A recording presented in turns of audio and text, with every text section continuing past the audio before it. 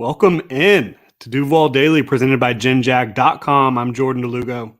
Thank you so much for being here. We're doing a live stream right now talking about the NFL trade deadline, 4 p.m. Eastern on November 1st, just over 10 days away. We're going to take a look at some potential trades to see if the Jaguars should be in on any of these deals before the deadline. You can follow me on Twitter at Jordan DeLugo, Generation Jaguar at Generation Jag.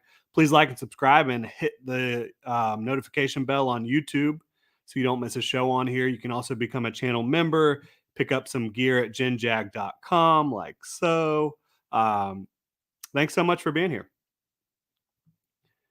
John checks in, says first. Appreciate you, John. Appreciate your support big time. Appreciate everybody for being here. All right, so will the Jaguars be buyers at the trade deadline, which means will they be out trying to acquire talent? Will they be sellers trying to ship off some of their talent in favor of getting future draft compensation? I don't think that the Jaguars are going to mortgage their future to land any particular player that should be available. I really don't. I just don't think that Trent Baalke's track record says he's willing to do that. He's been more of a win through the draft type of general manager throughout his career. And of course, the Jaguars spent big in free agency already this offseason, set an NFL record for free agent spending in one offseason. So do I think the Jaguars are going to go out and try to acquire some super expensive, high priced player that's going to cost first round picks plus? No, I really don't think they're going to do that. But is it possible they get involved? I think it is possible for the right price that they might get involved in this trade market. And I really don't think from a selling standpoint, I don't think the Jaguars are going to be big sellers. I don't know why they would really ship off any current starters or anything like that. They're still trying to compete every week and win their division. The one player that would make sense, potentially, in my opinion, is Caleb on Chason, but he's on injured reserve. He's not going to be traded right now. So I don't know who the Jaguars would be selling at this point. Certainly, you could think about anybody who has a contract that's going to be expiring in the next couple years. But again, those are starters. I don't think the Jaguars are going to move on from starters mid-season at this point. They're still trying to compete, still trying to win their division. I know at 2-4, it doesn't look great, but I think that's where the Jaguars are at right now mentally. That's where they're at inside that building. But we'll take a look at some potential trade candidates. If you have any ideas or any Jaguars thoughts at all, drop them in the chat here. We've got Teal City checking in. We've got Antoine checking in. Antoine saying top of the morning. Good morning to everyone. Friday, October 21st. A couple days before the Jaguars host the Giants in Duval at TIAA Bank Field. Talking some trades here. Teal City checks in with the first trade proposal. Do you want to get Kadarius Toney? Personally, entering the draft, I was a big fan of what Kadarius Toney could do on the field. I still think that he has a lot of talent. I do think that his mindset seems to be a little bit of an issue. Had some off the field stuff at Florida, had some development stuff at Florida. And beyond that, I mean, injuries have been a huge issue throughout his career, Kadarius Toney. He really struggled to stay healthy at Florida until his final season there. And then it's been an issue since he's been in New York. That's a first round pick in 2021. What are you willing to give up for him? I'm not sure. I'm not sure what I would be willing to give up for him at this point. Excuse me. So I'd probably be out on Kadarius Toney just based on the injuries, based on the lack of production, which I know when he's been healthy, he has had some good production, but and the skill set, what is he bringing to Jacksonville that Jacksonville doesn't have? I think the Jaguars have an explosive playmaker on offense that they can kind of use in some similar ways to Kadarius Toney. You have Travis Etienne, you have Jamal Agnew. I mean, I don't think Kadarius Toney is going to come into Jacksonville and make a huge difference on this football team. I really don't. Got some other folks checking in. Robert. All right. Any more ideas here in the chat? Otherwise, we'll get into my thoughts and my potential trade candidates, or at least players that I think might be available for trade, and talk about should the Jaguars be interested, should they not be interested, all that fun stuff. All right, so we've got Joshy checking in saying, if anything, the Jaguars need more of a tight end, but that's more of a draft solution. Yeah, I mean, right now in 2022, do the Jaguars need another tight end? No, I don't think they do. Evan Ingram is your primary receiving tight end. Dan Arnold is a quality second receiving tight end. Chris Manhertz is your primary blocker. Luke Farrell is a fine backup blocking tight end. So I think that from the tight end perspective in 2022, I don't see that that makes sense. Now, if a really talented tight end that was young became available and you saw him as a potential building block, yeah, I could understand that. Certainly. Cameron Pinkney says cornerback. You want to trade for a cornerback? Is that what you're trying to say? Josh, he's saying Kenny Galladay or Elijah Moore for picks and Shaq Griffin. Look, I don't think anybody's trading for Shaq Griffin right now. I don't know why they would. Um, he's not playing his best football. He's coming off of an extremely down performance. He's really expensive. I'm just not sure why anyone would be in the market for Shaq Griffin right now. Like if you're looking at his play this year, are you looking at him as a player that's going to come in and suddenly solidify your cornerback room? Are you willing to pay him what he's being paid right now? I don't think so. I really don't. I don't know why anyone would trade for Shaq right now. Now, talking about Kenny Galladay or Elijah Moore. I think Kenny Galladay could be kind of viewed even worse than Shaq Griffin, right? A big high price free agent signing at wide receiver for the Giants. And he's been injured. He hasn't been effective. It just has not been a good situation for Kenny Galladay in New York. I don't know why you would trade for him at this point. I really don't. I understand you could be looking at him and being like, well, could this guy be the X? Could he be the ball winner that the Jaguars need? It's possible, but I wouldn't be betting the house on that right now, and I also wouldn't wanna take on his salary. I just really wouldn't. So I'd be out on Kenny Galladay. Now, Elijah Moore, that's one we can talk about, and that's one that's at the top of my list. Elijah Moore is a second-year wide receiver, right, out of Ole Miss, playing for the New York Jets, who has requested a trade because he doesn't like the way the team's using him. And I really cannot blame him for that. He's not being targeted all that often.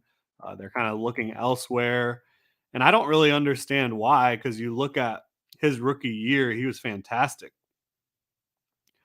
for the Jets. Really effective. He's a great route runner. He's a speedster. He can take the top off the defense. He's undersized. I'll give you that. He's not going to be that big time X alpha receiver ball winner type of player. He was a second round pick last year by the Jets. So what would I be willing to give up in order to get an Elijah Moore? I don't think his skill set is redundant. Even though you do have Christian Kirk, who's undersized, somewhat undersized. Um, Jamal Agnew's not huge. But I just think that Elijah Moore would add an element to your offense, an element of speed, an element of route running that you don't necessarily have enough of right now. I do think that Elijah Moore would come in. And when I'm looking at these receivers, obviously um, you care about their fit within your scheme and what types of players you already have at the position. I don't think Elijah Moore is the perfect fit for the what the Jaguars currently have and what they need, because what they really need is a ball winner on the outside. But can Elijah Moore get open, present an easy target for Trevor Lawrence, catch the football, make big plays, be one of your top two or three receivers on the team right now? Absolutely, he can. And he's in the second year of a rookie deal, so he's under contract through 2022, 2023, and 2024. You've got him for a long time on a second round pick contract. So you do like that part of it. Um, I think that he would be a really good trade candidate for the Jaguars should the Jets be willing to trade him. Right now, the Jets are saying they're not willing to trade him. But what would it take for a team to entice the Jets to trade Elijah Moore? I think that I think I would be willing to certainly throw a day two pick at them and see how that works out. Throw a third round pick and see if they will accept that. Again, a 2021 second round pick was Elijah Moore. Will they accept a third round pick? I doubt it. Would I throw a second round pick for Elijah Moore or a 2023 third and a 2024 fourth, something like that in that range? I might do that. Yeah. And I might throw straight up a second round pick for him. I think the chances of you getting a receiver significantly better than Elijah Moore in the second round of the 2023 NFL draft, I don't know. Again, not a perfect fit for what the Jaguars need, but is he a perfect fit for a Doug Peterson offense? Like, could Doug Peterson use this guy in a lot of variety of ways? Absolutely. So I'd be in on Elijah Moore. Again, he's only in the second year of his rookie deal. You've got him under contract for a long time. You've got him under contract for the cheap, again, a second round salary. And he's already proven he can get the job done at the NFL level. He brings speed, playmaking, athleticism, route running. And I think that if the Jets did trade him, he would come in with a chip on his shoulder and probably look even better than he did for the Jets during his rookie year. So, yes, Elijah Moore, I am in on that. Antoine says, wouldn't it make more sense to move Shaq to the right and Tyson to the left instead of Herndon? He's a lot better than Herndon, and he's making over 16 million. So, yeah, it's an interesting situation with the Jaguars cornerback room. Right now, I talked about this earlier in the week. I would not be making a move right now in terms of benching Shaquille Griffin or trying to put him in the slot, anything like that. What I would do is roll out there next week or this weekend. You're hoping that Shaquille Griffin is able to bounce back, and throughout his career, he has been able to bounce back from poor outings. So I would be looking um, at leaving him out there outside corner, leaving Darius in the slot. But if it starts to unfold the way it did last week for Shaq Griffin, not having a good contest at all, I would have plan B and plan C ready. And we don't even know if Shaquille Griffin's going to be able to play this weekend. So you might be able to get that plan B and see how it works out just because you have to, because Shaquille Griffin's dealing with a back injury. My plan B would be Darius Williams on the outside, Trey Herndon in the slot. Herndon's been at his best throughout his career in the slot. He played pretty effectively throughout training camp and preseason in that role in the slot. So that's what I'd be looking at. We've got a super chat from Steve Boston. Thank you so much for the super chat. Steve says, as much as we want the Jags to trade for a big time player, it ain't going to happen. It sucks, but Balky won't IMO. Personally, I'd go Johnston in the draft. I agree with everything you just said.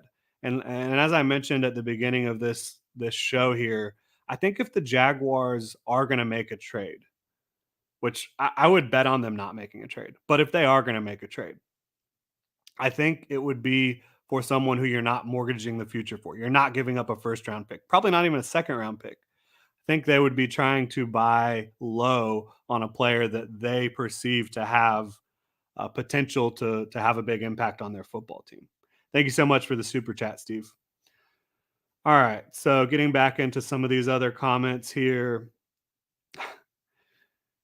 Jonathan says, cut Griffin. I don't think cutting Griffin does anything good for you right now. Now, there is a team out following the 2022 season for the Jaguars where they can release Shaq Griffin. They can save 13.5 million against the salary cap. Yes, I think that's absolutely in the cards, and I'd be surprised if that's not the way it shakes out here in Jacksonville.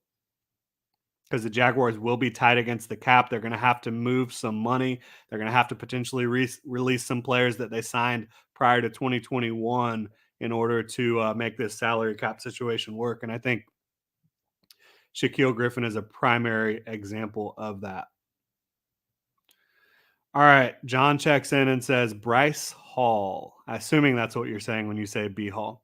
Yeah. So Bryce Hall was a 2020 fifth round pick by the Jets, a cornerback who is apparently available for trade, according to reports coming out of New York. And Would I be interested? Yeah, I liked Bryce Hall in 2020. He's a cornerback out of Virginia. He's 6'1". He's over 200 pounds. He has the physicality that you're looking for, the athleticism that you're looking for, in my opinion. I was surprised he fell to the fifth round. And so I would be willing, because he was a fifth round pick, he's on the third year of his rookie deal right now. So he'll be a free agent following the 2023 season. I would be willing to throw a sixth or a seventh at the Jets for him and see if they'll bite on that, because basically the way I'm looking at that is getting him and landing him and getting him into our system right now. Does that give us a better statistical or probability chance of getting a quality football player than using a sixth or seventh round pick on a potential cornerback next year? I think it does. I think using that sixth or seventh round pick on Bryce Hall right now makes sense. You won't have him under contract as long as you would have under contract a rookie next year, but I think he could come in and potentially be a useful player for you much quicker than a sixth or seventh round pick would be next year. He could help you right now potentially. So yeah, I would be in on Bryce Hall for a late day 3 pick. Teal City Sports says, let's trade Shaq Griffin for Super Bowl tickets. What's more expensive, Shaquille Griffin's contract or tickets to the Super Bowl? I say that tongue in cheek. I know the answer, but still funny. Robert says maybe Bryce Hall. Yep, I'm in on that. All right. Adam says we should trade Shaq Griffin for draft picks, and no one is trading Shaq Griffin. No one's trading for that contract. I'm sorry. I just don't believe that that's going to happen. Adam says bring Jalen back. Okay, that's not going to happen. D says why not go after Odell? I think the reason this Jaguars team wouldn't be interested in going after Odell is because he would be a stopgap option. I don't think they're interested in stopgap options right now. I think that they're interested in building a long-term sustainable winner. But would Odell make this team better right now? Well, not right now because he's not healthy. But when he becomes healthy, yeah. But he's going to sign with a team that's clearly going to go to the playoffs, clearly going to be a contender. The Jaguars aren't in that position right now. Clarence says, put in Brown, the rookie from Arkansas, trade Griffin. There ain't nobody on the planet trading you a second or third round pick for Shaquille Griffin. Honestly, if you were trying to trade Shaquille Griffin, I think the most you would get right now is a seventh because nobody wants that contract. And I don't even think I wouldn't give up a seventh for Shaq Griffin right now. I really wouldn't. Not with that contract. That's the problem here. And when it comes to starting Buster Brown, like, no, he's not. He's not. I don't think he's ready for that at this point. Do I think he could become a serviceable starter at some point in his career? Yeah, I do. I like him, but I don't think he's ready for that. And he's not. If you're going to put in someone else besides Shaq Griffin, you're going to put Darius Williams or Trey Herndon on the outside. It's not going to be Buster Brown. Um, Robert says maybe Greedy Williams from Cleveland. Yeah, I haven't looked too much into that situation, but depending on the price, I think that could make sense. He does have talent, no question. D Jones says, I believe Griffin for fifth or sixth. No, I don't think so. I don't think anyone's trading for Shaquille Griffin. I really don't. Clarence says, I'll take a fourth. No, not going to happen. I appreciate it, guys. I mean, I appreciate y'all's thoughts and efforts here, but I just don't see anyone in their right mind trading any sort of draft capital for Shaquille Griffin at this point. Twan says, look, we need to trade Dan Arnold and Griffin and a third or second for Cortland Sutton. Why are the Broncos trading Cortland Sutton? I don't know. I wouldn't. Clarence says, hey Kyle, you're right. What am I thinking about it? Shaq. Yeah. No one's trading for Shaq. Adam says, I say we wait for the draft, excuse me, and get that Jackson Smith and Jigba kid from Ohio State. Yeah, I think when you talk about building this Jaguars roster for the future, making sure you're surrounding Trevor Lawrence with as much talent as possible, I think that um, trading for a player could help you right now and it could help you long term. But what has the best possible outcome for the Jaguars? I think it is drafting a receiver highly next year. And now there are some issues with that. Trent Baalke has never drafted a receiver that turned out to be a multi-year starter, despite trying multiple times. So that's a little bit concerning. You don't know who's going to be available when your pick is up. You don't know how quickly they'll transition to the NFL. I do think Jackson Smith and Jigba is ready for the NFL. I think Quentin Johnston is ready for the NFL. I think Jordan Addison is ready for the NFL despite suffering an injury. So I do think because a first round pick, if you use your first round pick on a receiver next year, you obviously don't get them till next year. You obviously don't know exactly how they're going to transition to the pros, but it gives you the best possible outcome because you're getting a supreme talent and you're getting them on the cheap for at least 4 seasons. So I think that gives you the best possible outcome, but this it could be safer to trade an early round pick for a proven receiver that's proven that they can be a top flight receiver in this league.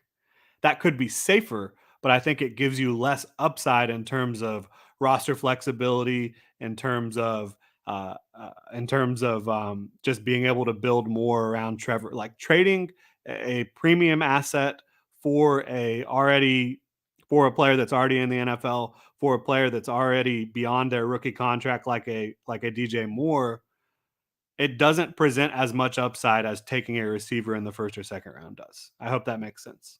And yeah, Jackson Smith and Jigba, Jordan Addison, John Henney checks in and says Quentin Johnston. And yeah, Quentin Johnston, I think, provides that. I think all three of those players provide a skill set you don't have. But Quentin Johnston, and there's going to be a ton of talented receivers in this draft. But Quentin Johnston, 6'4", 215. He is a ball winner. He is really quick for his size. He has good speed for his size. I do think that he could be a potential home run for Trevor Lawrence in this offense because when you look at it, Trevor Lawrence, during his time at Clemson, his best seasons, he had players like T. Higgins, players like Justin Ross. These guys are ball winners. They can go up and get the football down the field. The Jaguars don't really have that right now. I think Zay Jones can do some of that, but not at the same level as a Quentin Johnston. Um, Steve says, with our salary cap in 2023, they most likely are going to build through the draft. Cornerback Jalen Jones out of Texas A&M in the second intrigues me, a very physical, big body cornerback like Campbell. Yeah, I agree that the Jaguars are most likely to build through the draft because of the current salary cap situation.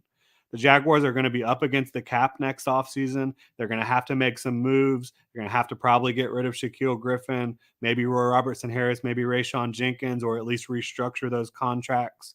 And I wouldn't put it past them to go out and get a player or two that's high priced where you just use a really big signing bonus to bring them in and you try to have them help put you over the top in 2023. But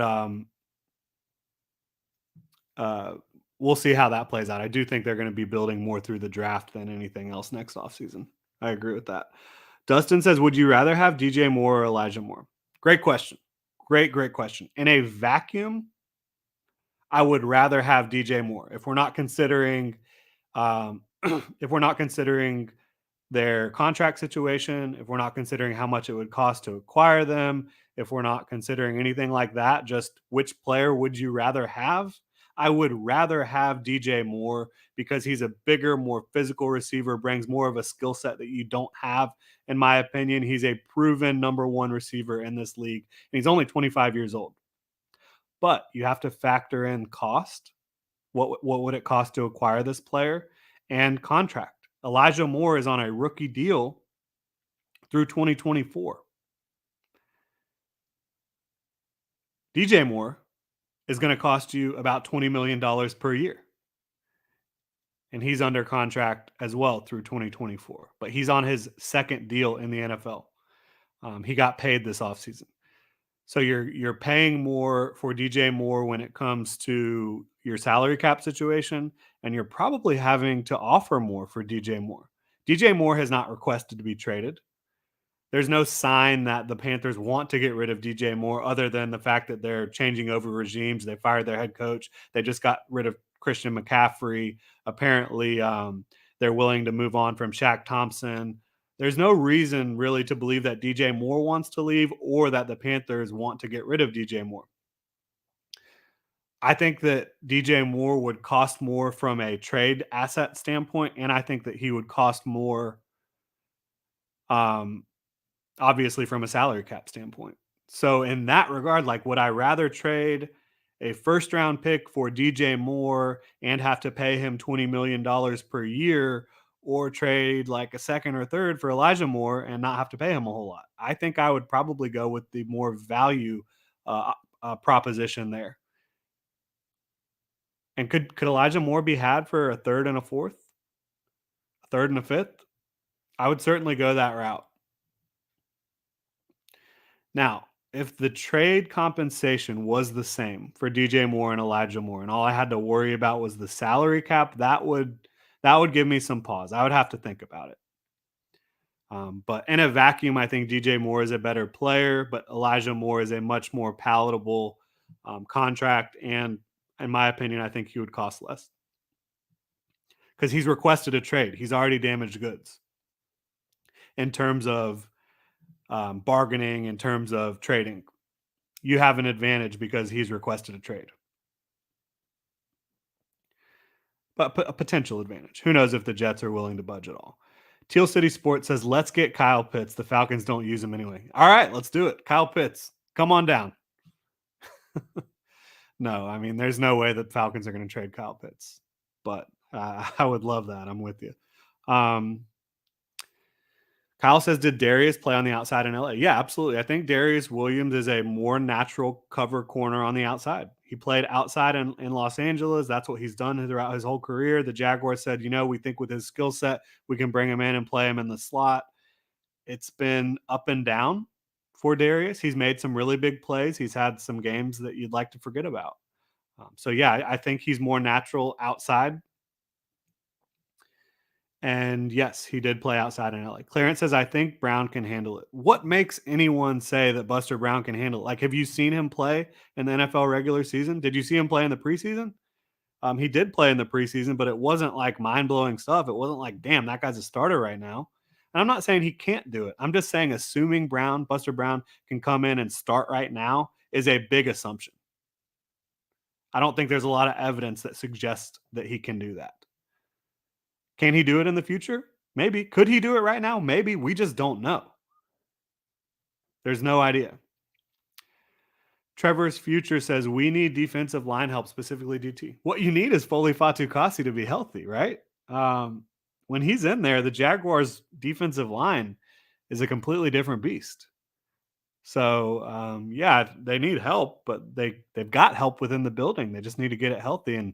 And Foley Fatukasi has been practicing in a limited fashion.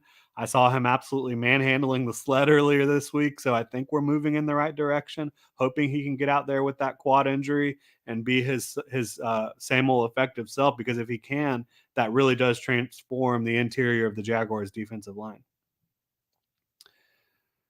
Krakatoa says, thoughts on Brian Burns. I do have thoughts on Brian Burns. So he is in the final year of his rookie deal. He was a first round pick, same year as Josh Allen. He's an edge rusher from the Carolina Panthers. So contract is incoming after 2023. 2023, he will be on his fifth year option, which the Panthers picked up. So I think the problem with Brian Burns is I think he's going to cost you a first round pick, or yeah, I think he would cost a first round pick. If he didn't cost a first round pick, if you could get Brian Burns in here for a second round pick, and you could have a three-headed monster up front, and when it comes into these pass rushing downs of Brian Burns, Trayvon Walker, and Josh Allen, I'd be all over that. Brian Burns is a pass rushing menace.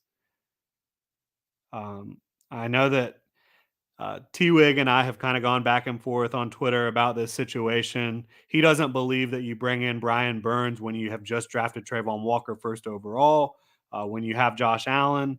But in my opinion, the more the merrier when it comes to pass rush. I want to send waves. I want to get after it. I think you can easily find ways to play all three of these guys on the field, not just in the clear pass rushing situations, but also in base. I think you can figure it out with a Mike Caldwell defense. So I would be in on Brian Burns. Would I trade a first round pick? Earlier last week, I said I would trade a first round pick for Brian Burns or for DJ Moore. I think I've backed off that a little bit. I would certainly be willing to trade multiple assets, but I don't think the Jaguars should. I don't think they will be interested in moving on from a first round pick. Those are too high leverage. It just handicaps you so much going into your next offseason if you don't have a first round pick. So Brian Burns, I would be all the way in on for anything other than a first round pick. Because I do think he could make the Jaguars pass rush elite. Like they're getting pressure consistently. They're leading the NFL in team pressure rate at 55%, but they're not getting the quarterback to the ground. And I think adding that one more piece would help put you over the top. All right. Antoine says, I think Shaq at number two corner is more beneficial than Herndon at slot. I'm not sure exactly what that means. Joshy says, would love the idea of T. Higgins or Gabe Davis to be here if their respective teams can't afford an extension, but Jackson Smith and Jigba, Darnell Washington would be too good to pass up. Marvin Harrison Jr. is not going to be eligible for 2023 NFL draft. I don't believe. Yeah. Otherwise, I think you'd probably be looking at him as the number one receiving prospect in this class. He's unbelievable. And yes, he is the son of Colts Marvin Harrison. I'm pulling up his recruiting here. Yeah, he's not eligible for the 2023 NFL draft.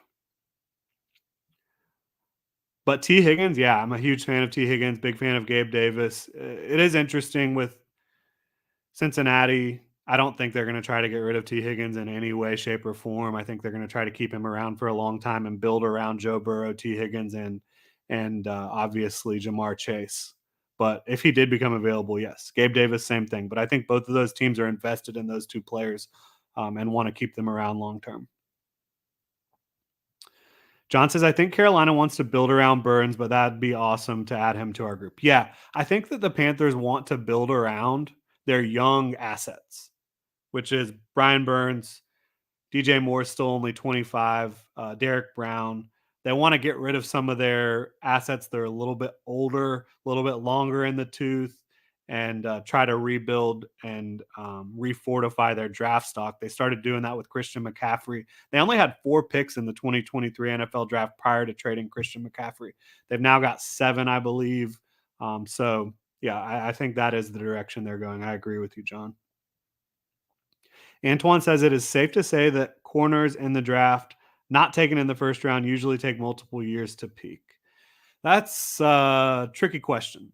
Most players, regardless of if they're taken in the first round or not, take multiple years to peak. Bottom line. But can I say definitively if the Jaguars go out and take a corner not in the first round next year that they won't be able to come and be effective? I would not say that at all because you see it throughout the league. There are guys in the second, third, fourth, fifth, sixth round, seventh round every single year that are able to come out and play good football. It depends on their skill set. It depends on how their skill set fits with the scheme. It depends on how the defensive coordinator adjusts the scheme to fit their skill set. It depends on a whole lot of different factors. So, no, I wouldn't say it's safe to say that corners taken outside of the first round usually take multiple years to peak. I would say every player usually takes multiple years to peak. If you're taking a player in the NFL draft, you're not taking them to be their best tomorrow. You're taking them to be their best in 2 or 3 years. Teal City Sports says, you think Devin A-Chain from Texas A&M would be worth a 3rd or 4th round pick? I mean, for the Jaguars, probably not, because what is he giving you that Travis Etienne's not giving you? I don't know. So I'm not. You got James Robinson's going to be a restricted free agent following the season. My guess is they will bring him back on a restricted free agent deal, which would, keep him around for one more year. And then that would probably be it, which is sad to say because I love James Robinson, but you can't pay running backs. Can't pay running backs big money, especially when you have another back who is outproducing James Robinson right now. All right. And I know that's going to be controversial. I know that's going to get people heated, but that's just the way the NFL works. Terrace Marshall, Joshy Boy asked about Terrace Marshall. Yes, I would be in on Terrace Marshall. Now, if I was the Panthers, I wouldn't be wanting to move on from him because I think he could be a building block. But I do, yeah, I would be in on Terrace Marshall. I had a first round grade on him when he came out of LSU. I think he absolutely has the speed and ball skills to be that downfield ball winner in a Doug Peterson offense. I think that you get him in here and you have a potential to have a legitimate threat down the field in Terrace Marshall. He's big, he's fast. Um, trying to see what I think that he would cost. The Panthers haven't been super keen on utilizing him a ton, so that obviously is helpful. But he was 59th overall, second round pick in 2021. I would guess they would take a third for him, but that's not where I would start. I would definitely offer a day 3 pick for Terrace Marshall and see if that would get the job done. But I don't know why they would want to move on from him at this point, personally. That dude Evan says, appreciate the stream, Jordan. John says, yeah, great job. Jaggernaut says, what up, Jordan? Duval. Appreciate all y'all being here. Happy you're enjoying. We're just having some fun talking Jaguars potential trades, talking what this team is doing, how they're building, all that fun stuff. All right. College Kid says, do we think our 2024 first is valuable? If so, are we able to swing it in a trade for elite wide receiver? Yeah. So the way NFL teams view first round picks is different around the league, but a 2024 first is not as valuable as a 2023 first. Obviously, that's just the way it works. If it's down the road, it's not as valuable. Um, and I think a future first round pick is more of a value for the team that currently holds it than it is for a team potentially trading for it. Just because I think you hamstring yourself if you get rid of your first round picks. And look, teams have done it effectively. The Rams have done it, getting rid of their first round picks. I don't believe that's the direction Trent Baalke's going to want to go. He has been a build through the draft type of GM throughout his career.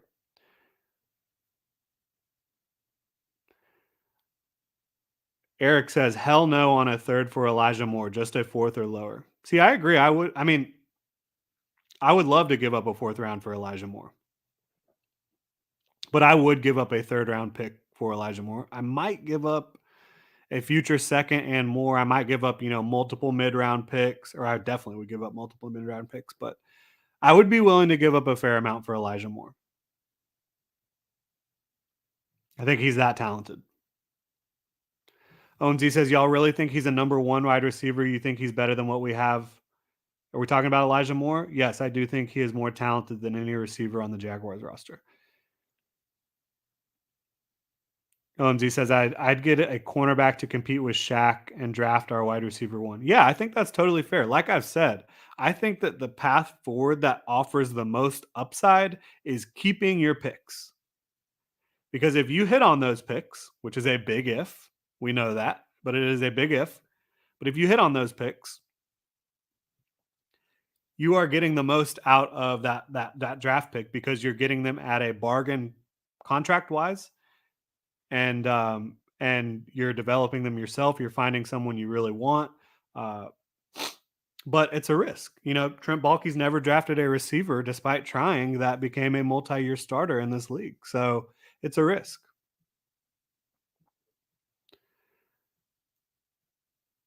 But yeah, like I said, I would be down to acquire Bryce Hall and try to bring him in here and compete. Certainly. Steve Boston says, Jags fans, it's a fire sale for a reason. They'll shop players but expect a lot in return. Carolina, yeah. Yeah, I agree with that. They're going to be expecting a lot in return, but in Carolina, yeah, I agree with that. But Terrace Marshall, they haven't featured him a ton. They say they're going to give him a real opportunity to get reps now. If I was them, I would not be trying to move on from him, but who knows? I would be interested if I was the Jaguars. All right. Joey says, "Laugh my ass off, Buster Brown." And yeah, I'm not trying to dog Buster Brown, but this was a 6th round pick. He's not the most athletic corner out there. I do think he's talented. I think he has an opportunity to be a long term NFL player, but I don't know that he's a starter in this league. We'll see.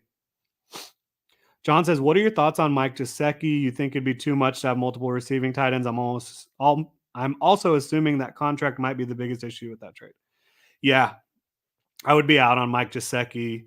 Um, I just don't think that contract wise it makes sense. I don't think that having him, Evan Ingram, and Dan Arnold makes a lot of sense. I would roll with Evan Ingram, and I know neither here nor there, but his version of the gritty is enough to just make me want to keep him away from Jacksonville. And he does seem like a bit of a crybaby at times. So I'm not a huge fan of Mike Gesicki.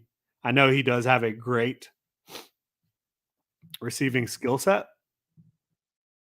really big athletic football player, but I'd be out on that. All right. Joey says, "Are we going to repeat the 2020 mistake and go corner over wide receiver in this next draft? Because no alpha wide receiver is getting real old." Don't know what you're talking about with the real old comment. And, it's you can't just say, "Oh, the Jaguars should absolutely take a cornerback over a wide receiver," or "The Jaguars should absolutely take a wide receiver over a cornerback." It matters. The talent level matters. It matters what's available on the board. It matters who's there. Um, so yeah, that's kind of how I look at the draft. Shane says Josh Allen has a losing record here, but has 1st round talent. Time to start trading for our better, cheaper deals. Not sure what that means. Jalen Hyatt could be a 1st round pick, says Teal City Sports. Yeah, Jalen Hyatt, goodness gracious. 5 touchdowns against Alabama. He's helping Tennessee's quarterback over there look like a potential high draft pick, which I'm not sure that Hendon Hooker should be. But 1% says, "I heard Dante Jackson will be available from the Panthers." Yeah, that could be interesting. Haven't looked too much at him, but he's certainly a starting caliber corner in the NFL. Trevor's Future says we should draft Michael Mayer, tight end from Notre Dame. Yeah. Yeah. I think he's going to be a 1st round pick. Do you want to draft a tight end in the 1st round when you don't have an alpha wide receiver? Maybe. Depends on how the board falls. I would probably take Jackson Smith and Jigba, Jordan Addison, Quentin Johnston, and there might be other receivers, but at least those 3 receivers over Michael Mayer. And I think when the Jaguars pick, unless they go on a big run here, probably going to have their pick of the litter there. Shane says Carolina had a 33-53 record with CMC. Yeah, I'm not sure what that means. What your point is there. Dustin says, with Balky not able to draft a good receiver, not knowing the contract situation anyway, you think the Bengals would listen for Tyler Boyd trades? So Tyler Boyd's a slot receiver. That is not what the Jaguars need right now. And he's talented. He's a good football player. I like him in a vacuum, but Tyler Boyd is not someone the Jaguars should be targeting in a trade. Shane says 12-43 record with Josh Allen. Time to trade him and not pay him. That's a whole other can of worms, but I'll just tell you this. I do not think you should be judging individual players on a team's record. I just don't think that's a good way to evaluate talent.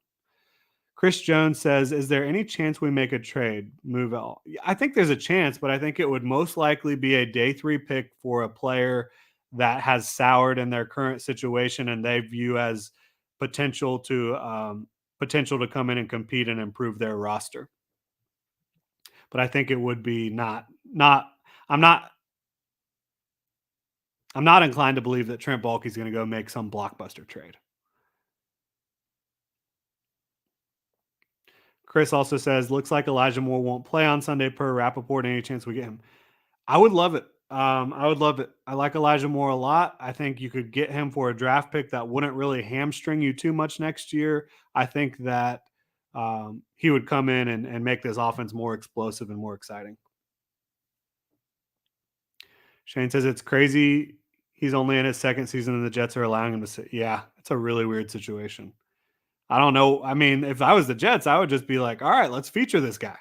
I'd want to feature this guy. I would never be in this situation. John says I was rolling when I saw Jaceki trying to do the gritty, and then he tried to do it a second time. Like, this guy doesn't know when to quit. All right. Shane says Garrett Wilson done more his rookie year than he. Yeah, well, Garrett Wilson was a high first round pick, right? Elijah Moore was a second round pick. I think I like both players a ton, but Garrett Wilson, I think, is a more talented player than Elijah Moore. Shane says I wouldn't even give up a fourth. Okay, that's fine.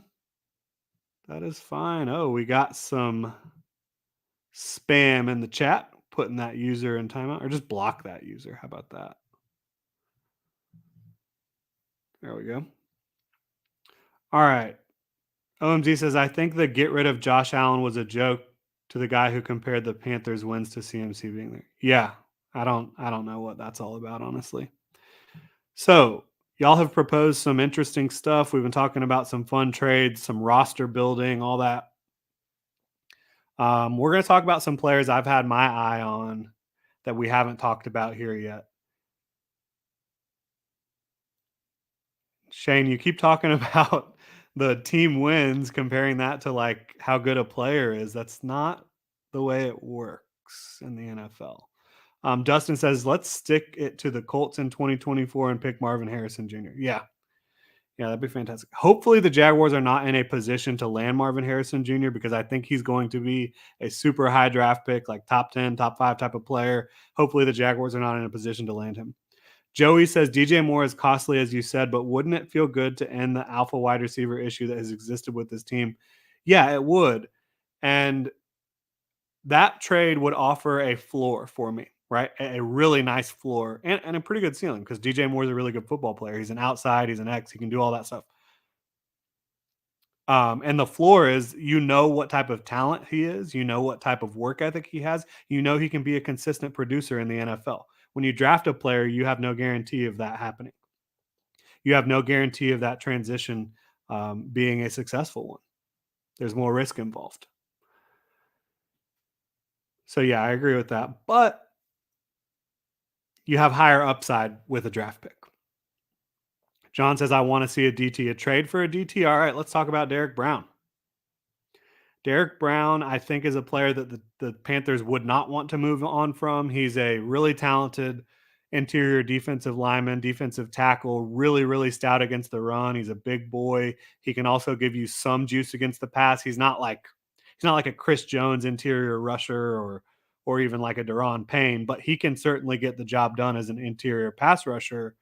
Um, he has a contract situation coming up after 2023, so you're going to have to pay him at some point. Um, but yeah, I'd be interested in trying to land him for anything outside of a first round pick. Think that would be good value for Derek Brown. But do the Panthers want to do that? He's a young football player. I think he's a building block.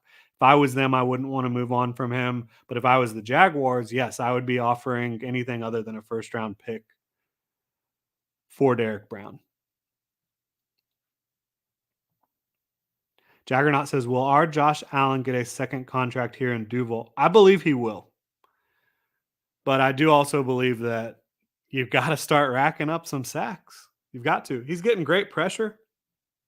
Last 2 weeks haven't been his best, but he is an elite run defender on the edge. He's a leader. He can drop in coverage. He's just a very well rounded player, but the sacks need to come.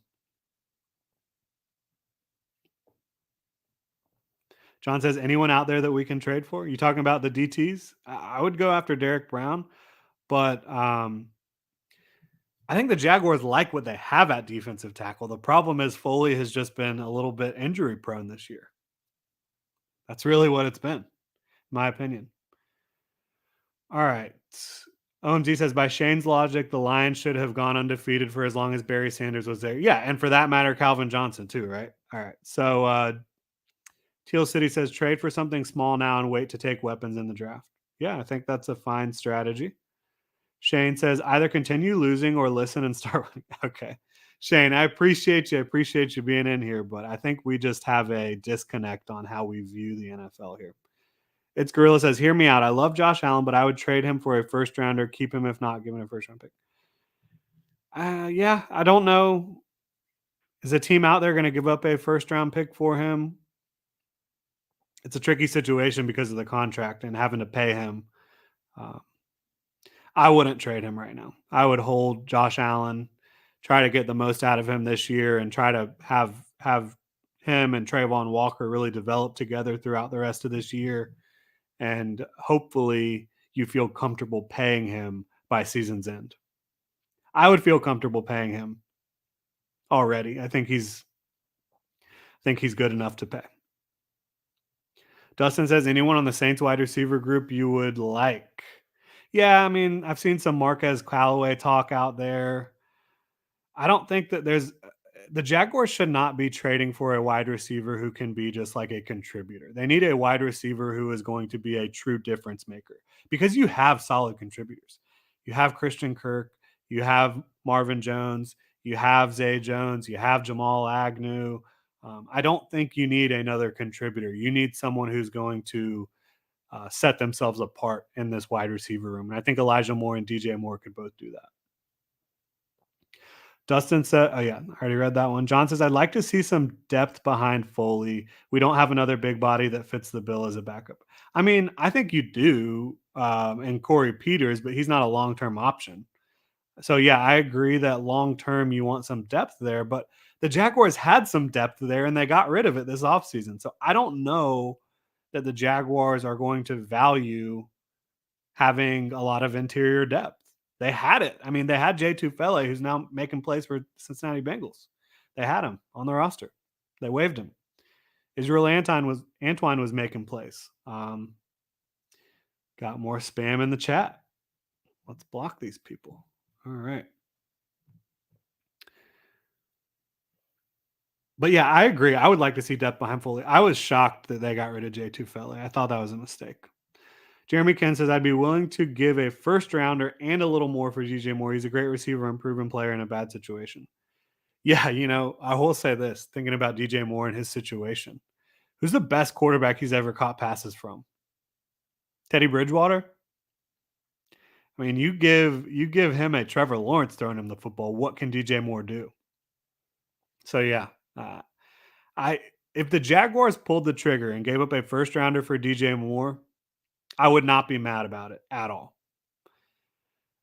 And then, like I said last week I was on board with doing it, but there's so many other options it looks like available to them now. Like, and thinking about it longer, I thought about it. The more I thought about it, the more I see more upside with a draft pick, but certainly a higher floor with DJ Moore. But yeah, I would not blame them one bit for going and getting DJ Moore because I do think he would give Trevor a legitimate starting number one outside receiver who can play with physicality, who can go up and get the football, who can run great routes. He's got speed. He's got the total package. He's a number one receiver. But I think usually um,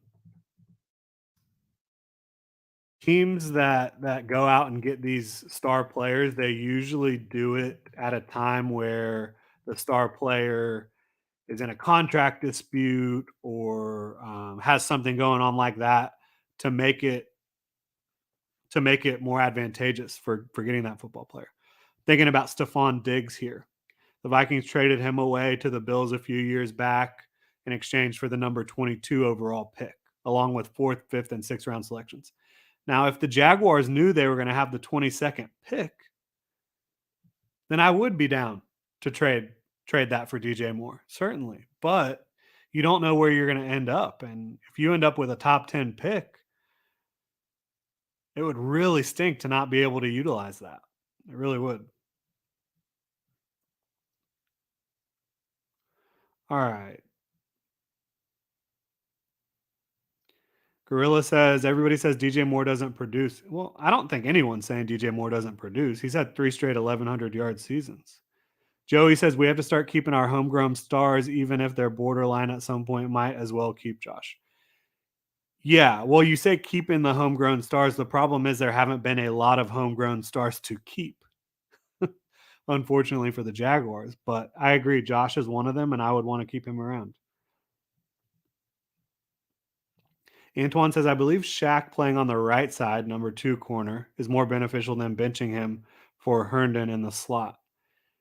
Well, they've been working, you know, Shaq at left corner, Tyson at right corner all year. I don't see any reason to switch that up now, especially when Tyson's playing so well over there. John says, sold. Let's get DJ. Yeah, I mean, I'm really not against it. Would I do it? I'd probably try to maximize that first round pick by getting someone who I think can be an elite player in the draft, but that comes with more risk than trading for DJ Moore, in my opinion. Teal City Sports says, I want a tall weapon like Quentin Johnston. Yeah. Or Dontavion Wicks. Yeah. I have not watched Wicks this year, but I did watch him a lot of his 2021 stuff. That's a guy who's really interesting. I'm with you there. And I don't know. I don't think he's going to end up being a first round pick. He could be. We'll see. There's a lot of really talented receivers in this upcoming class. So we'll see who separates themselves. I definitely think Quentin Johnston will be a first rounder. Jeremy says, I wish we still had CJ Henderson. Yeah, no. I don't think that would put you in a better situation than what you're currently in. Ask the Panthers. All right. So we've talked about Bryce Hall, Elijah Moore, Derek Brown, Brian Burns, DJ Moore. Panthers want to get rid of Shaq Thompson. It looks like Jaguars do not need another linebacker. That's the last thing they need. So obviously out on that. We talked about Mike Gesicki. I'd be out on that. Um, JC Horn, people have talked about. I don't know why the Panthers would get rid of him. I think he would cost at least a first round pick, probably more. And I just, well, in a vacuum, would JC Horn come in and make the Jaguars a much better secondary, a much more talented secondary? Absolutely. But at what cost? Shane says, what happened with Alec Pierce? I'm not sure what you're talking about, Shane. Yep. Denzel Mims was on the list too. If you wanted to try to make Denzel Mims a reclamation project, I would give up probably a day three pick for him, but I don't know. I don't know. Shane says he's a mop. I don't know what you're talking about, Shane. Alec Pierce is playing pretty good football. Um, the last player I have on here that I would have some interest in, and I'm sure there's some players I've missed. So if y'all have more, keep dropping them in the chat. It's been rumored that wide receiver Chase Claypool might be available from Pittsburgh. Apparently, they were fielding some trade offers or making him available for trade in the preseason. They might continue to do that. The Steelers do have a lot of talent at receiver. You have seen Chase Claypool and Mike Tomlin butt heads a little bit in the past. He was a 2020 second rounder out of Notre Dame, so he's under contract through the 2023 season. And he's 6'4", 240 pounds. I definitely think he has a skill set that the Jaguars don't really have right now. I definitely think he would make the Jaguars a lot more talented. What would it cost to acquire him? Could you get him for a day three pick? If you could get him for a day three pick, I'd certainly be interested in that. You'd have 2022, the rest of this season, and 2023 to get the most out of him and see how that kind of plays out. So I would trade him for a day three pick. All right, Shane, I would really ask you to not be so offensive in the chat here. Calling people dumb is not really what we're all about here on this channel. So I'd appreciate it if you cool it down here a little bit.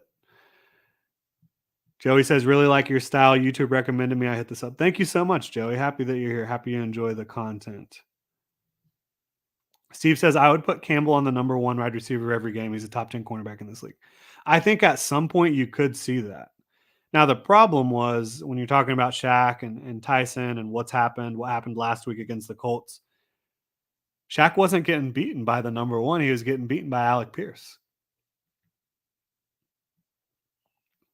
So it is what it is. Okay. Shane is being not a good sport here. So we're gonna block that user or maybe put the user in timeout. We'll put him in timeout. Shane, you need to behave yourself a little bit better here, buddy. All right. Jaggernaut says interior D line in the draft. Yeah, I think at some point I would, but the Jaguars had a quality backup interior defensive lineman and J Tufele. So I don't know what they're going to do, but I agree. John says, I don't know about Claypool locker room concern. Yeah, I don't know about that part of it either, but purely from a talent standpoint, he would bring a skill set that the Jaguars don't have. Blake Bortles forever says Claypool's a weirdo. I think we're trying to keep weird. I agree. If Claypool is not a fit from a roster standpoint, from a cohesion standpoint, locker room standpoint, yeah, stay away. The Jaguars should not be in the business of bringing in anyone they don't feel comfortable with personality wise and work ethic wise. So I'm with you there. Teal City Sports says Damari Mathis. Isn't he super young? I don't know why he would be on the move. If there's something I'm missing there, let me know. Steve Boston says Campbell. Oh yeah, already said that. Yeah, I agree that Campbell at some point should probably be following number one receivers. John says, I guess I blocked Shane a while back, so I'm missing all the fun. Well, he's in timeout for 5 minutes. We'll see if he comes back. And if he comes back and he's not being a good sport, we'll have to just block him here. All right. Christian says, what about Shaq going to nickel and Darius going to the outside? The problem is Shaq doesn't have a lot of experience at nickel. Like, I don't know. Could it work? Yes. But would it work? I don't know. I really don't. I don't know that Shaq is cut out to play nickel. He could be. We just don't really know. We haven't seen it. So Ben Paulin says Tyler Lockett. What's his contract situation? We know he's up there in age, right? He's an older player at this point in his career.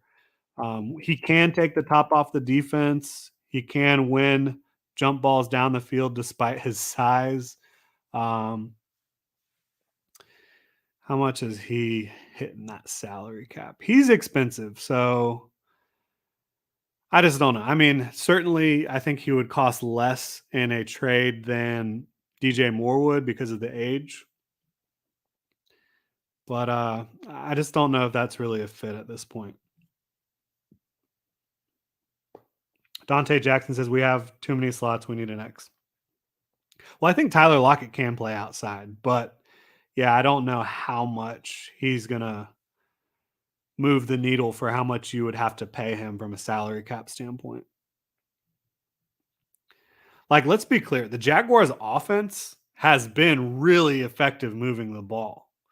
What they need is a player who can stretch the field and be a ball winner down the field and be a red zone target. And so you're usually looking at someone who can either separate with the best of them or just has great size and physicality, but also has excellent ball skills at the catch point who can go up through traffic and get the football. Gorilla says, I'm down to get T. Yeah, like T. Higgins. Yes, that is the type of player the Jaguars could absolutely use. And Christian says T. Higgins shouldn't be too hard to get. They still have Tyler Boyd. I don't know. That's a fascinating one. If T. Higgins gets moved, I would be surprised because if I was the Bengals, I'd be trying to build around, like I said, Joey Burrow, Jamar Chase, and T. Higgins. That would be my offensive core of skill players that I'd be wanting to build around. Jaggernaut says, already Jags Nation, take it easy and go Jags. All right, have a good one, Jaggernaut. Ben says maybe one of the Broncos guys. Yeah, so the problem with the Broncos is even though they're not playing well, they expected to be playing well. I don't know that they're going to be in a let's burn it all down situation right now because the biggest issue it seems like has been Russell Wilson, not the receivers. And I'm not putting all the blame on Russell, but he hasn't been cooking. Russ has not been cooking. But in a vacuum, would I be interested in acquiring a Jerry Judy or a Cortland Sutton? Yes, certainly. Steve says, with Trevor's past experience with big body wide receivers, Johnson is a great pick next year. Yeah, I'm with you, man. I think Johnston could be an absolute star in the NFL. And yeah, 6'4", 215, big frame, can go up, can get the football, has quickness. I like it. I like it a lot. Krakatoa says, I'd love to see Trevor throw a Mike Evans, Tom Brady style fade to someone in the red zone. Yeah. Yeah. I don't see who you're doing it to too often. I'm with you. But yeah, if you went and got Quentin Johnston, I think that would be there for you. Brett says, honestly, I feel like we should trade for better talent at cornerback or defensive line and then draft a wide receiver. Yeah, we talked about that. I think Bryce Hall's available. You could probably have him for a sixth or seventh, probably a seventh. Um, that could be a flyer you could take. The one thing the Jaguars do have going into next year's draft that gives them an advantage in terms of being able to give away or trade away some assets, they do have 2 fourth-round picks. So that's where they have their advantage right now in terms of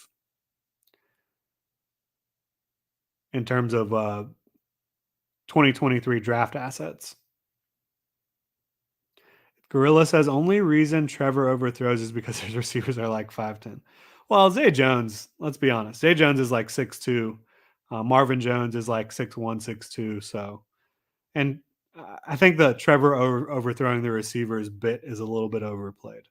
Ben says, is Michael Thomas available? I don't know. And I don't know I don't know how I'd view Michael Thomas. He's been injured way too often lately. He's expensive. I just don't know that Michael Thomas would be the type of investment they should make right now. Uh, like I said, expensive, injured.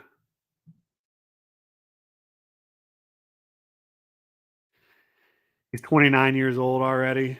I don't think that's where I'd be trying to go. Depending on the price, sure. Like if the Saints were just like, we're sick of this situation, I could understand it. But and they were going to give him up for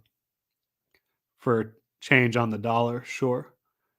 Alex checks in. What's up, buddy? Says Thomas is too old and injury prone. Yeah, we're on the same page. Corey Davis, I think he has the body you look at it as a potential number one receiver, but I just don't think he quite has it. I don't think he's quite that player. Um, so yeah, I don't think I would trade for Corey Davis. Christian says Terrace Marshall Jr. for a day 4 pick. Yeah, day 4 of the draft. Let's do it. No, there is no day 4 of the draft. So I'm assuming you're talking about a late round pick, a day 3 pick. Yes, I'm on board with that. We've been going for an hour and 8 minutes here. So if y'all want to drop some more stuff in the chat, I'll get to it. But we're going to be wrapping up here pretty soon. Appreciate everyone for being here. Like to remind you to follow me on Twitter at Jordan DeLugo, Generation Jaguar at Generation Jag. Please like and subscribe. And also, if you want to support the channel further, you can pick up some new Duval gear at genjag.com and also become a channel member. You can also drop super chats. Those um, are not frowned upon around here.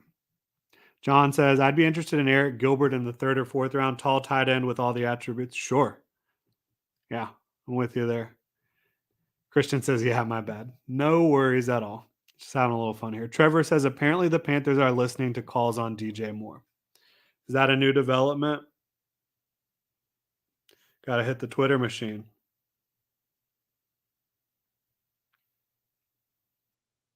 And yeah, I think the reason that DJ Moore makes more sense for the Panthers wanting to trade him is because um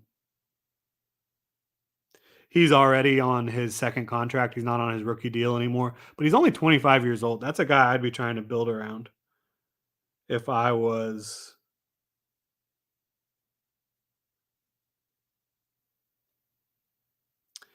if I was the Panthers, I'd be trying to build around him, but yeah, it looks like NBC Sports is reporting something about DJ Moore. Let's see.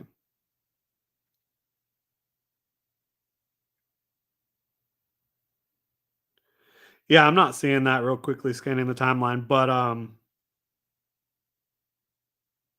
Yeah. I would definitely be in on trading for DJ Moore. It might not be my preferred route, but with if the Jaguars did that, would I be in on it? Absolutely, because I think he gives Trevor Lawrence a legit number one wide receiver. Alex says, "What are we getting into this weekend?" I don't know, Alex. What are we getting into? Ben says, "What's the max you would give up for DJ Moore?" Like I said, I would not slam the Jaguars for giving the first round pick. Would I give the first round pick? I said last week that I would. As we get closer to this trade deadline on November 1st, I don't think I would. I would give up a lot.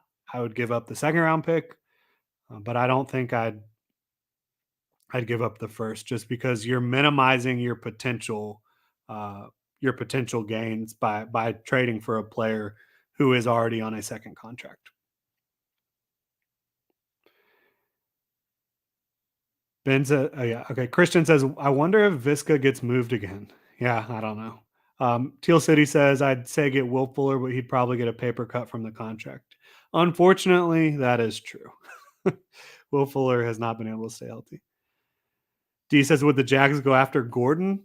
Are we talking about Josh Gordon? Because I think the answer would be absolutely not. This guy just it's it's done. It's done for Josh Gordon. If he had come into the NFL as a young player under the current rules, I think Josh Gordon probably would have been a Hall of Fame level player, but he didn't, and so he's not. John says, "I wonder if we even make a call to anyone." I would guess they will make calls to see who's available, but again, I think that it would be more in the day three range that they're willing to give up for some players than early round picks. But who knows? They could be like, DJ Moore is an opportunity to go get a number one receiver for our young quarterback to make sure we're surrounding him with the absolute most talent in the world. Let's do it. But the reason I don't think they're going to do that is A, because Trent Baalke hasn't really done that much throughout his career. B, they are tied against the cap. They would have to maneuver some stuff, which no problem, they can do it.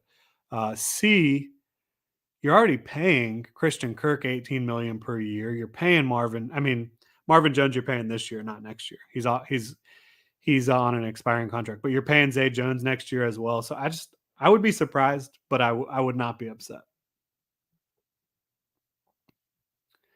Steve says Men and Teal will be at the bank on Saturday. Do you mean Sunday? I don't know what's going on Saturday. Christian says with all the smoking and drinking that goes on in Jax, there's no chance Josh comes here. I mean, I think you could say that about any city. But Ben says, not for this year, of course, but I could see the Falcons trading Ridley next year. Yeah. Yeah, I could see that as well. He's suspended for the season, unfortunately. Um, Dustin says, what about Noah Fant? Bigger tight end, has the fifth year locked up. I wouldn't call him a bigger tight end. I mean, he's more of a receiving tight end. But yeah, I love Noah Fant's skill set. I liked him a lot coming out of Iowa. But Seattle just traded for him. Are they going to move on from him? I don't know. I don't know. All right, I'm going to wrap it up here. Appreciate everyone for being here. Been about an hour and 15 minutes. It's been a fun one. We've been talking about Jaguars trades. The bottom line is I don't think the Jaguars are going to be in on buying or selling at a really high level. I don't think they're giving up like a first round pick for DJ Moore or Brian Burns or anything like that. I don't think that they're going to be moving on from any of their current starters at this point. I think it's probably going to be pretty quiet in Jacksonville. Would I encourage them to go get an Elijah Moore? Yes. A Bryce Hall? Yes. Derek Brown? Yes. Brian Burns, DJ Moore? Certainly. I'd be in on all those moves at the right price, of course, which we talked about already. All right, y'all. Have a great Friday. Have a great weekend. I hope the Jaguars can pull it out for you. We've got our game preview up. It went live last night. You can go check that out. We're going to have some bold predictions, some key matchups, some keys to victory, all that fun stuff coming up in the next day or so on the channel. Appreciate you so much for being here. Hit that like and subscribe button. Hit the notification bell. Become a channel member. Drop a super chat, whatever you want. I really appreciate all y'all support. Wouldn't be here doing this if y'all didn't enjoy it. Have a great Friday, Duval.